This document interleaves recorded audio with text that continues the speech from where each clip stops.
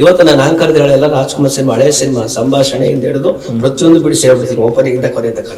ಸಂತೆಲ್ 3 ಮಳೆನೇ ಇದ್ದಂಗೆ ಇವತ್ತಿನ ಕಾಲದಲ್ಲಿ ಸಿನಿಮಾ. ಅವತ್ತು ಎಷ್ಟು ಥಿಯೇಟರ್ ಇತ್ತು, ಸಿಂಗಲ್ ಸ್ಕ್ರೀನ್ ಎಷ್ಟಿತ್ತು, ಸಿನಿಮಾ ಓಡ್ಲಿಲ್ಲ ಅವತ್ತಿಗೆ. ನನ್ನ ಸಂಬಳ ಎಷ್ಟು ಗೊತ್ತೆ, ವಾರಕ್ಕೆ 60 ರೂಪಾಯಿ ಸಂಬಳ. ನಿಮ್ಳ ಚೆನ್ನಾಗಿತ್ತು ಬಿಡಿ, ನಾವು ಅಲ್ಲಿಂದಾನೇ ಬೆಳೆದಿದ್ದು ಬಿಡಿ, ಸುಳ್ಳು ಹೇಳ್ಬಾರ್ದು. ನನಗೇನಂದ್ರೆ ಅವತ್ತಿಂದ ಆಟ ಇದ್ರೆ ಪಟ್ಟಕ್ಕೆ ಹೋಗೋದು, ಚಟ ಇದ್ರೆ ಚಟ ಹಾಕ್ಬೇಕಾಯ್ತದೆ. ಆಟ ಇಟ್ಕೋಬೇಕು ಮನುಷ್ಯನಿಗೆ. ಗುರಿ ಇದ್ರೆ, ನನಗೆ ಗುರು ಇಲ್ಲ, ನನ್ ಗುರಿ ಇತ್ತು. ಅವತ್ತು TVS XL ಇತ್ತು. ಆ TVS XL ಥಿಯೇಟರ್ ಅಲ್ಲಿ ಬ್ಲಾಕ್ ಮಾರೋ ದುಡ್ಡಲ್ಲಿ ತಗೊಂಡಿದ್ದೆ ನಾನು. ತಿರ್ಗಿ ಬೆಳೆದೆ, ಬಹಳ ಹೆಮ್ಮರ ಬೆಳೆದೆ PLS ನಲ್ಲಿ. ನನ್ ಕೈ ಕಡೆ 14,000 ಜನ ಇದ್ರು. ಹಂಗ್ ಮಾಡಿದೆ. ಕೊನೆಗೆ ಯಾವ ಮಟ್ಟಿಗೆ ಬೆಳೆದೆ PLS ಅಲ್ಲಿ ಅಂದ್ರೆ, ತಿಂಗಳು ನನಗೆ 1 ಲಕ್ಷ 1 ಲಕ್ಷ ಕಮಿಷನ್ ಬರೋಕ್ಕೆ ಅವತ್ತಿಗೆ. ನೋಡಿ, ನೀವು ಸಿನಿಮಾ ನೋಡ್ಲೇಬೇಕು, ಸಿನಿಮಾ ನೋಡೋದು ಹೇಗೆ, ಥಿಯೇಟರ್ಗೆ ಹೋದ್ರೆ ನಾವು ಸಿನಿಮಾ ನೋಡ್ಬೋದು ಅನ್ನೋ ಕಾರಣ ಥಿಯೇಟರ್ಗೆ ಬರ್ತೀರಿ. ಅಣ್ಣವ್ರ ಸಿನಿಮಾಗಳನ್ನೆಲ್ಲ ನೀವು ಟಿಕೆಟ್ ಹರಿತೀರಿ. ಒಬ್ಬ ಥಿಯೇಟರ್ ನಲ್ಲಿ ಟಿಕೆಟ್ ಹರಿಯಂತ ಒಬ್ಬ ವ್ಯಕ್ತಿ ಮುಂದೊಂದು ದಿನ ಅಣ್ಣವ್ರ ಸಿನಿಮಾನ ಡಿಸ್ಟ್ರಿಬ್ಯೂಟ್ ಮಾಡ್ತೀರಿ, ಭಕ್ತ ಕುಂಬಾರ, ಅದ್ರ ಬಗ್ಗೆ ಹೇಳಿ. ಅದು ನನ್ಗೆ ಏನಕ್ಕೆ ಅದು ಕಾರಣ ಏನಂತಂದ್ರೆ, ಅವಾಗ ಪ್ರಮೋದ್ ಇರ್ಲಿಲ್ಲ ನಮ್ಮ ಥಿಯೇಟರ್ಗೆ. ಅವಾಗೆಲ್ಲ ಇಷ್ಟು ದಿನ ಸಿನಿಮಾ ಬರ್ತಿರ್ಲಿಲ್ಲ. ಅವಾಗೆಲ್ಲ ಈ ವಾರಕ್ಕೆ 10, 7, 8 ಬರ್ತಾ ಇರ್ಲಿಲ್ಲ ಅಲ್ವಾ?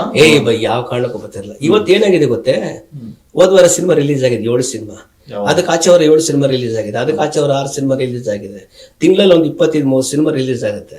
ಯಾವ್ದಾದ್ರು ಒಂದು ಸಿನಿಮಾ ಹೆಸರು ಹೇಳಕ್ಕಾಗಲ್ಲ.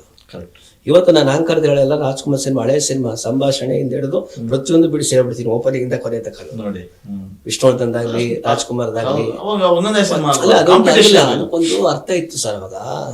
ಅವಾಗ ಒಂದು ಸಿನಿಮಾ ತೆಗಿಬೇಕಾದ್ರೆ ಡೈರೆಕ್ಟ್ರು, ಪ್ರೊಡ್ಯೂಸರು, ಕಲಾವಿದರು, ತಂತ್ರಜ್ಞರು ಎಲ್ಲ ಕೂತು ಅದನ್ನ ಚರ್ಚೆ ಮಾಡಿ, ಈ ಸಿನಿಮಾ ಬಂದ್ರೆ ಹಿಂಗೆ, ಕಾಸ್ಟ್ಯೂಮ್ ಡಿಸೈನರ್ಸ್, ಪ್ರತಿ ಲೊಕೇಶನ್ ಎಲ್ಲಿ ಮಾಡ್ಬೇಕು, ಅದೆಲ್ಲ ಎಲ್ಲ ಪ್ಲಾನ್ ಮಾಡಿ ಹೋಗ್ತಾ ಇದ್ರು.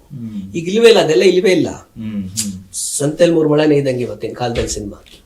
ಅವತ್ತು ಎಷ್ಟು ಥಿಯೇಟರ್ ಇತ್ತು, ಸಿಂಗಲ್ ಸ್ಕ್ರೀನ್ ಎಷ್ಟಿತ್ತು, ಎಲ್ಲಾದ್ರಲ್ಲೂ ಹೌಸ್ಫುಲ್ ಕಂಟ್ರೋಲ್ ಮಾಡಕ್ ಆಗ್ತಾನೆ ಇರ್ಲಿಲ್ಲ. ಇವತ್ತಾಗೋದಿಲ್ಲ. ಆಗ ಈ ತರ ಸಿನಿಮಾ ರಿಲೀಸ್ ಆಗ್ತಿಲ್ಲ. ನನಗೆ ಒಂದು ಆಪ್ಷನ್ ಸಿಕ್ತು, ಸಂತೋಷ್ ಎಂಟರ್ಪ್ರೈಸಸ್ ಅಂತ ಕಾಣುತ್ತೆ ಗಾಂಧಿನಗರದಲ್ಲಿ, ಅವರು ಭಕ್ತ ಕುಂಬಾರ ಡಿಸ್ಟ್ರಿಬ್ಯೂಟರ್. ಅವ್ರ ಹತ್ರ ನಾನು ಸಿನಿಮಾ ತಗೊಂಡೆ. ನನ್ನ ಸಿನಿಮಾ ಅವತ್ತಿಗೆ 81-82ಕ್ಕೆ 17,000 ಡೆಪ್ ಶೀಟ್, ಲಾಸ್ 17,000. ಕಾರಣ ಏನಂದ್ರೆ, ನಾನು ಬಾಂಬೆಯಿಂದ ಸಿಟ್ಟು ಪ್ರಿಂಟ್ ತರಿಸ್ಕೊಟ್ಟಿದ್ರು, ಸಂಪತ್ತಿಗೆ ಸವಾಲ್ ಹಾಕ್ಬಿಟ್ರು ಪ್ರಸನ್ನ ಥಿಯೇಟರ್ ಅಲ್ಲಿ. ಅದು ಹೌಸ್ಫುಲ್, ಅದು ಒಂಥರ ಕಮರ್ಷಿಯಲ್, ಇದು ಭಕ್ತಿ ಸಿನಿಮಾ, ಮಾಸ್ ಅದು, ಇದು ಕ್ಲಾಸ್. ಇದು ಸಿನಿಮಾ ಓಡ್ಲಿಲ್ಲ ಅವತ್ತಿಗೆ. ನನ್ನ ಸಂಬಳ ಎಷ್ಟು ಗೊತ್ತೆ, ವಾರಕ್ಕೆ 60 ರೂಪಾಯಿ ಸಂಬಳ, ವೀಕ್ಲಿ 60 ರೂಪೀಸ್ ಸ್ಯಾಲ್ರಿ ನನಗೆ. ಬಟ್ ನಮ್ಗೆ ಗಿಮ್ಳ ಚೆನ್ನಾಗಿತ್ತು ಬಿಡಿ, ನಾವು ಅಲ್ಲಿಂದಾನೇ ಬೆಳೆದಿದ್ದು ಬಿಡಿ, ಸುಳ್ಳು ಹೇಳ್ಬಾರ್ದು. ಥಿಯೇಟರ್ ನಮ್ಗೆ ಕಾಪಾಡ್ತು, ಒಳ್ಳೆ ಹೆಸರು ಸಿಕ್ತು. ಥಿಯೇಟರ್ ಸೀನಾ ಅಂತ ಹೇಳಿದ್ರೆ ನಮ್ಗೆ ಸರ್ 15 ದಿವಸ ಟಿಕೆಟ್ ಕೊಟ್ಬಿಟ್ಟು ಕಾಯಿಸ್ಬಿಡ್ತಿದ್ವು ಜನಗಳಿಗೆ, ಬಹಳ ಕಷ್ಟ. ಅವತ್ತು ಒಂದ್ ಒಳ್ಳೆ ಹೆಸರು ಸಿಕ್ತು ಥಿಯೇಟರ್ ಅಲ್ಲಿ. ಆಮೇಲೆ ನಾನು PLSಗೆ ಬರ್ಬೇಕಾದ್ರೆ ಅವನೇನಂದ, ಟಿಕೆಟು ಕೊಡ್ತೀಯಪ್ಪ, ಅವ್ನ ಟಿಕೆಟ್ ತಗೊಳ್ಳೋದು ಸುಮ್ನೆ ತಗೊಳ್ಳೋದಿಲ್ಲ, ಮನೆಯವನು ಕರೀತಾನೆ, ಕರೆಕ್ಟ್, ಈ ತರ ಬ್ಲಾಕ್ ಕೊಟ್ಟು ಟಿಕೆಟ್ ಮಾಡ್ತಾನೆ ಅಂತ ಹೇಳ್ಬಿಟ್ಟು, ನೀನ್ ಗೌರವಸ್ಥಾನ ಮನೆಯಿಂದ ಬೆಳೆದಿದ್ಯಾ, ನೀನ್ ಬಿಟ್ಬಿಡು ಅಂದ್ರು. ಅವತ್ತೇ ನಾನು ಟೈಪಿಂಗ್ ಅಲ್ಲಿ Kannada junior, English junior, first class student ನಾನು. ಶಾರ್ಟ್ ಹ್ಯಾಂಡ್ ಹೋಗ್ಬೇಕಾಗಿತ್ತು, ಎಲ್ಲ ಬಿಟ್ಬಿಟ್ಟೆ. ಎಲ್ಲ ಬಿಟ್ಬಿಟ್ಟು ನಮ್ದು ಟೈಪಿಸ್ಟ್ ಆಗಿ ನಾವು ಶಾರ್ಟ್ ಹ್ಯಾಂಡ್ ಮಾಡ್ಕೊಂಡಿದ್ವಿ. ಇಲ್ಲ, ಶಾರ್ಟ್ ಹ್ಯಾಂಡ್ ಹೋಗ್ಲಿಲ್ಲ. ಕನ್ನಡ ಮತ್ತೆ junior, senior, English senior, junior. ನಾನು 82 ನಿಮಿಷಕ್ಕೆ 82 ಪದ ಹೊಡಿತಿದ್ದೆ. ಅಷ್ಟು ಬಹಳ ಹುಚ್ಚು. ಲೈಫಲ್ಲೂ ಹಂಗೆ ಫಾಸ್ಟ್ ಅಲ್ಲಿ ಇದೀರಿ ಬಿಡಿ. ಇದ್ದೆ, ಮಾಡ್ಕೊಂಡು ಹೋದೆ. ಆಮೇಲೆ PLS ಬಂದ್ರಿ, ಅದು ಶುರು ಮಾಡಿದ್ರೆ ಲೈಫ್ ಸಿನಿಮಾ ಅಲ್ಲಿ ಕಟ್ ಆಯ್ತಾ ಹೇಗೆ ಅಂತ? ಇಲ್ಲ, ಸಿನಿಮಾ ಭಕ್ತ ಕುಮಾರ್ ಲಾಸ್ ಆಯ್ತು, ಬಿಟ್ಬಿಟ್ಟೆ, ಯಾವ್ದು ಬೇಡ ಅಂತ ಬಿಟ್ಬಿಟ್ಟೆ. ಅಲ್ಲಿಂದ ನನಗೆ ಏನ್ ಪ್ರಾಬ್ಲಮ್ ಆಗೋಯ್ತು ಅಂದ್ರೆ, PLS ಬಂದ ತಕ್ಷಣ ನನಗೆ ವ್ಯಾಲ್ಯೂ ಕಮ್ಮಿ ಆಗೋಯ್ತು. ಥಿಯೇಟರ್ ಸೀನಾ ಅಂತ ಕರೆಯೋರು, ಪೆಟ್ರೋಲ್ ಬಂಕ್ ಹೋದ್ರೆ ಫ್ರೀ ಪೆಟ್ರೋಲ್ ಹಾಕೊಂಡು ಟಿಕೆಟ್ ಕೊಡ್ತೇನೆ, ಟಿಕೆಟ್ ಕೊಟ್ಟರು ಸೀನಾ ಬಂದ್ಕೊಂಡು ಅಂತ ಹೇಳಿದ್ರು. ಎಲ್ಲರೂ ನಮಸ್ಕಾರ ಮಾಡ್ತಿದ್ರು. ಥಿಯೇಟರ್ ಬಿಟ್ಟಿದ ತಕ್ಷಣ ಕಮ್ಮಿ ಆಗೋಯ್ತು. ನಾವು ಮನೆಗಳ ಪಾಲಿಸಿ, PLS ಪಾಲಿಸಿ ಮಾಡ್ಸಕ್ ಹೋಗೋದು, ಅದ್ರ ಬಗ್ಗೆ ಕನ್ವಿನ್ಸ್ ಮಾಡಕ್ ಹೋಗೋದು, ನಮ್ಗೆ ಕೆಲಸ ಆಗ್ಲಿಲ್ಲ. ಕೊನೆಗೆ ಯಾವ ಮಾಡ್ತಲ್ಲ ಅಂದ್ರೆ, ಕರ್ಕೊಂಬಂತರು ಬಿಟ್ಬಿಟ್ರು, ಕೈ ಬಿಟ್ಬಿಟ್ರು. ಇಷ್ಟ ಆದ್ರೆ ಬೆಳಿ, ಇಲ್ಲ ಅಂದ್ರೆ ಬಿಟ್ಬಿಡು ಅಂತೇಳಿ. ಒಳ್ಳೆ ಹೆಸರಿದ್ದೆ. ನನಗೇನಂದ್ರೆ ಅವತ್ತಿಂದ ಆಟ ಇದ್ರೆ ಪಟ್ಟಕ್ಕೆ ಹೋಗೋದು, ಚಟ ಇದ್ರೆ ಚಟ ಹಾಕ್ಬೇಕಾಯ್ತದೆ. ಆಟ ಇಟ್ಕೋಬೇಕು ಮನುಷ್ಯನಿಗೆ. ಗುರಿ ಇದ್ರೆ, ನನಗೆ ಗುರು ಇಲ್ಲ, ನನ್ ಗುರಿ ಇತ್ತು. ಪ್ರತಿಯೊಬ್ಬರಿಗೂ ಗುರಿ ಇರ್ಬೇಕು. ಗುರುನ ಏನ್ ಮಾಡಿದೆ ಅಂದ್ರೆ, ಸಾಧಕನ ಆಯ್ಕೆ ಮಾಡ್ಕೊಂಡೆ, ಯಾರ್ಯಾರಿದ್ದಾರೆ ಅಂತ. ಇವತ್ತಿಗೂ ಎಲ್ರಿಗೂ ಏನ್ ನಾನು ಹೇಳಕ್ ಇಷ್ಟಪಡ್ತೀನಿ ಅಂದ್ರೆ, ನಿಮ್ ಮನ್ಸು ನೀವು ಕಡಿವಾಣ ಹಾಕೊಳ್ಳಿ. ಅವ್ನ್ ಬೆಳ್ದ, ಇವನ್ ಬೆಳ್ದ, ಟೈಮ್ ವೇಸ್ಟೇ ಮಾಡ್ಬೇಡಿ. ನೀವ್ ಹೆಂಗ್ ಬೆಳಿತೀರ ಅಂತ ನಿಮ್ಮನ್ ಜನ ನೋಡ್ಬೇಕು. ನನ್ ಮನ್ಸಲ್ಲಿ ಹುಚ್ಚು ಮನ್ಸಲ್ಲಿ ಅದ್ ಹಾಕೊಂಡ್ಬಿಟ್ಟೆ ನಾನು. ಬಿದ್ದೆ ಎಷ್ಟು ಕೋಟಿ ದುಡ್ದ್ಬಿಡೆ. ಆಗ PLS ಅಲ್ಲಿ ಆತರ ಆಯ್ತು. ಒಳ್ಳೆ ಪೋಸ್ಟ್ ಅಲ್ಲಿ ಬಂದೆ, ಸೀನಿಯರ್ ಇನ್ಸ್ಪೆಕ್ಟರ್. ಅದು ಒಂದಿನ PLS ಅಲ್ಲಿ ನಾನು ಬಿಸ್ನೆಸ್ ಮಾಡಿಲ್ಲ ಅಂತ unfit for PLS get outs ಅಂತ ನಮ್ಮ ಸೀನಿಯರ್ ಚೇಂಬರ್ ಇಂದ ಈಚೆ ಕಳಿಸ್ಬಿಟ್ಟಿದ್ದ. ಅವತ್ತು TVS XL ಇತ್ತು. ಆ TVS XL ಥಿಯೇಟ್ರಲ್ಲಿ ಬ್ಲಾಕ್ ಮಾರೋ ದುಡ್ಡಲ್ಲಿ ತಗೊಂಡಿದ್ದೆ ನಾನು. ಗಾಡಿ ನಂಬರು CKD 82.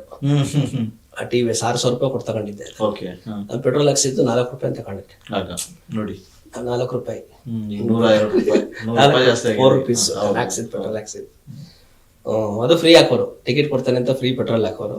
ಆ 4 ರೂಪಾಯಿ ಹಾಕ್ಸ್ತಿರೋ ದಿನ ಆಗೋಯ್ತು PLS ಹೋದ್ಮೇಲೆ. ನೋಡಿ ತಿರ್ಗಿ ಬೆಳೆದೆ, ಬಹಳ ಹೆಮ್ಮರ ಬೆಳೆದೆ PLS ನಲ್ಲಿ. ನನ್ನ ಕೈ ಕಡೆ 14,000 ಜನ ಇದ್ರು. ಥ್ರೋಟ್ ಆಲ್ ಓವರ್ ಇಂಡಿಯಾ ನನ್ನ ಟೀಮ್ ಇತ್ತು. ಅನಂತಪುರ ಇತ್ತು, ಮಂಡಿಕಲ್ ಇತ್ತು, ಪಾವಗಡ ಇತ್ತು, ಎಲ್ಲ ಕಡೆ ನನ್ನ ಟೀಮ್ ಇತ್ತು. ಥ್ರೋಟ್ ಕರ್ನಾಟಕ, ಹುಬ್ಳಿ, ಬೆಳಗಾಂ, ರಾಯಚೂರು, ಗದಗ ನಾನು 2 ವೀಲರ್ ಓಡಾಡ್ತಿದ್ದೆ. ಬುಲೆಟ್ ತಗೊಂಡಿದ್ದೆ, ವಾರಗಟ್ಲೆ ಹೋಗ್ಬಿಡೋದು. ಈ ಕಡೆ ಬಟ್ಟೆ ಒಂದು ಬಾಕ್ಸ್ ಅಲ್ಲಿ, ಒಂದ್ ಕಡೆ ಡಾಕ್ಯುಮೆಂಟ್, ಕೆರೆಯಲ್ಲಿ ಸ್ನಾನ, ಗುಡಸ್ಲ ತಿಂಡಿ, ಹಂಗ್ ಮಾಡಿದೆ. ಕೊನೆಗೆ ಯಾವ ಮಟ್ಟಿಗೆ ಬೆಳೆದೆ PLS ಅಲ್ಲಿ ಅಂದ್ರೆ ತಿಂಗಳು ನನಗೆ 1 ಲಕ್ಷ 1 ಲಕ್ಷ ಕಮಿಷನ್ ಬರಕ್ಕೆ ಅವತ್ತಿಗೆ ಹುಲಿ ಬಿಡಿ. PLS ಅಲ್ಲಿ ನನಗೆ ಟೆನಿಸ್ ಪೆವಿಲಿಯನ್ ಹಾಲಲ್ಲಿ ಪ್ಯಾಲೇಸ್ ಅಲ್ಲಿ ಶಿವರಾಜ್ ಕುಮಾರ್ ಮದುವೆ ಆಯ್ತಲ್ಲ, ಅಲ್ಲಿ ನನಗೆ ಸನ್ಮಾನ ಮಾಡಿದ್ರು. ಅವತ್ತು ಮರ್ಸಿಡಸ್ ಕಾರ್ ಬುಕ್ ಮಾಡಿಸಿ 800 ರೂಪಾಯಿ 1 ಗಂಟೆಗೆ KSTTC ಬುಕ್ ಮಾಡಿ ಅಶೋಕ್ ಹೋಟೆಲಲ್ಲಿ, ಅಶೋಕ್ ಹೋಟೆಲ್ ಏಜೆಂಟ್ ಮಾಡ್ಬಿಟ್ಟಿದ್ದೆ ನಾನು. ದೊಡ್ಡ ದೊಡ್ಡ ಪೊಲೀಸ್ ಆಫೀಸರ್ಸ್ ಎಲ್ಲ ನಮ್ಮ ಟೀಮಲ್ಲಿ ಇದ್ರು. ಪಾರ್ಟ್ ಟೈಮ್ ಮಾಡೋರು, ACP, ಸರ್ಕಲ್ ಇನ್ಸ್ಪೆಕ್ಟರ್ಗಳು ಮಾಡೋರು. ನನಗೆ ಗಾಂಧಿನಗರದಲ್ಲಿ ಇದ್ದಾಗ ನಾನು ಗಾಂಧಿನಗರಕ್ಕೆ ಹೋಗ್ಲೇ ಇಲ್ಲ. ಸಿನಿಮಾ ಮಾಡಿ ಗಾಂಧಿನಗರಕ್ಕೆ ಹೋಗ್ಲೇ ಇಲ್ಲ. ಅದು ವಜ್ರೇಶ್ವರಿ ನನಗೆ ತುಂಬಾ ಲಿಂಕ್ ಇತ್ತು. ಮೊದಲು ಕಾಶಿನಾಥ್ ಅಂತ ಮ್ಯಾನೇಜರ್ ಇದ್ರು. ಅವ್ರು ಹೋದ್ಮೇಲೆ ಮುನಿಯಪ್ಪ ಮನೆಗೆ ಸ್ವಲ್ಪ ಅಡಿಗೆ ಸಾಮಾನು ಕೊಡಕ್ಕೆ ಇಟ್ಕೊಂಡಿದ್ರು. ಆಮೇಲೆ ನಮ್ಮ ಪಾಂಡುರಂಗ ಅವ್ರು ಎಂಟ್ರಿ ಆಗಿದ್ದು, ಚಿನ್ನೇಗೌಡರು ಎಂಟ್ರಿ ಆಗಿದ್ದು. ನನಗೆ ವಜ್ರೇಶ್ವರಿಲಿ ನಮ್ಮ ಥಿಯೇಟರ್ನ ವಜ್ರೇಶ್ವರಿ ಲೀಸ್ ಕೊಟ್ಬಿಟ್ಟಿದ್ರು. 10 years 5 ವರ್ಷ ಕೊಟ್ಟಿದ್ರು. ಅದನ್ನ ಹೆಂಗೆ ಕಂಟಿನ್ಯೂ ಮಾಡಿದ್ರು. ನಾವ್ ಯಾರೇ ಥಿಯೇಟರ್ ಸಿನಿಮಾ ಬೇಕಾದ್ರೂ ವಜ್ರೇಶ್ವರಿ ಡೇಟ್ ತಗೋಬೇಕಾಗಿತ್ತು. ನಮ್ಮ ಯಜಮಾನ್ರು ಡೇಟ್ ಕೊಡಕ್ ಅವ್ರಿಗೆ ಪವರ್ ಇರ್ಲಿಲ್ಲ. ಅವ್ರ ಓನರ್ ಅವ್ರು ನಡೆಸ್ತಾ ಇದ್ರು, ವಜ್ರೇಶ್ವರಿ ನಡೆಸ್ತಾ ಇದ್ರು. ವಜ್ರೇಶ್ವರಿಗೂ ನಮ್ಮ ಯಜಮಾನ್ರಿಗೂ ಅವಿನಾಭಾವ ಸಂಬಂಧ. ಅವತ್ತಿಂದ ಆ ಮನೆತನಕ್ಕೆ ನಮ್ಮ ಶಾಂತಲಾ ಥಿಯೇಟರ್ ಅಂದ್ರೆ ರಾಜ್ಕುಮಾರ್ ಸಿನಿಮಾ ಫಿಕ್ಸ್. ಅದು ಎಂಥದೇ ದಿನ ಬರ್ಲಿ, ಬಹಳ ಕಾಲಿಂದ PLS ಹೋದೆ. ನೀವು ಸಣ್ಣ ಆಗ್ಬೇಕಲ್ವಾ, ಅದು ಒಂದು ಉತ್ತಮ ಆಹಾರದಿಂದ ಸಣ್ಣ ಆಗ್ಬೇಕಲ್ವಾ. ಪ್ರತಿದಿನ ನಮ್ಮ ಜೀನಿ ಸ್ಲಿಮ್ ನ ಯೂಸ್ ಮಾಡಿ ಯಾವುದೇ ಸೈಡ್ ಎಫೆಕ್ಟ್ ಇಲ್ದಂಗೆ ನೀವು ಸಣ್ಣ ಆಗ್ತೀರಾ. ತುಂಬಾ ಖುಷಿ ಆಗ್ತಾ ಇದೆ, ಯಾಕೆಂದ್ರೆ ಇವತ್ತು ಎಷ್ಟೋ ಜನ ಮಹಿಳೆಯರು ಹೇಳ್ತಾ ಇದ್ರು, ನನಗೆ PCOD ಪ್ರಾಬ್ಲಮ್ ಇತ್ತು ಸರ್, ಥೈರಾಯ್ಡ್ ಪ್ರಾಬ್ಲಮ್ ಇತ್ತು ಸರ್, ಆರಾಮಾಗಿ ನಾನು ಸಣ್ಣ ಆದೆ ಸರ್, ತುಂಬ ಥ್ಯಾಂಕ್ ಯು ಅಂತ ಎಷ್ಟೋ ಜನ ಹೇಳ್ತಾ ಇದ್ರು. ನಿಮಗೆ PCOD ಪ್ರಾಬ್ಲಮ್ ಇರಲಿ, ಥೈರಾಯ್ಡ್ ಪ್ರಾಬ್ಲಮ್ ಇರಲಿ, 100% ನೀವು ಸಣ್ಣ ಆಗಬೇಕು, ಆರೋಗ್ಯದಲ್ಲೂ ಸಮೇತ ತುಂಬ ಚೇತರಿಕೆ ಆಗಬೇಕು ಅಂದರೆ ಪ್ರತಿದಿನ ನಮ್ಮ ಜೀನಿ ಸ್ಲಿಮ್ನ ಯೂಸ್ ಮಾಡಿ. ಯಾಕೆಂದರೆ ಜೀನಿ ಸ್ಲಿಮ್ಮು ಒಂದು ಉತ್ತಮ ಆಹಾರ. ದೇಹದಲ್ಲಿ ಬ್ಯಾಡ್ ಕೊಲೆಸ್ಟ್ರಾಲ್ ಜಾಸ್ತಿ ಆದಾಗ ಹಾರ್ಟ್ ಅಟ್ಯಾಕ್ ಆಗೋ ಚಾನ್ಸಸ್ ಜಾಸ್ತಿ. ಇತ್ತೀಚೆಗಂತೂ ಸಿಕ್ಕಾಪಟ್ಟೆ ನ್ಯೂಸ್ನ ಕೇಳ್ತಾನೆ ಇದ್ದೀವಿ. ಸೊ ಬ್ಯಾಡ್ ಕೊಲೆಸ್ಟ್ರಾಲ್ನ ಕಮ್ಮಿ ಮಾಡೋದಕ್ಕೆ ಉತ್ತಮವಾದ ಆಹಾರ ತುಂಬ ಇಂಪಾರ್ಟೆಂಟು. ಜೀನಿ ಸ್ಲಿಮ್ ಯೂಸ್ ಮಾಡಿ. ಕರೆಕ್ಟ್, ಜೀನಿ ಸ್ಲಿಮ್ನಲ್ಲಿರುವಂತಹ ಎಷ್ಟೋ ಆಹಾರ ಧಾನ್ಯಗಳು ಕೊಲೆಸ್ಟ್ರಾಲ್ ಲೆವೆಲ್ನ ಕಮ್ಮಿ ಮಾಡೋದಕ್ಕೆ ಹೆಲ್ಪ್ಫುಲ್ ಆಗುತ್ತೆ. ಸೊ ಹೆಲ್ದಿ ಆಗಿರಿ, ಜೀನಿ ಸ್ಲಿಮ್ನ ಯೂಸ್ ಮಾಡಿ.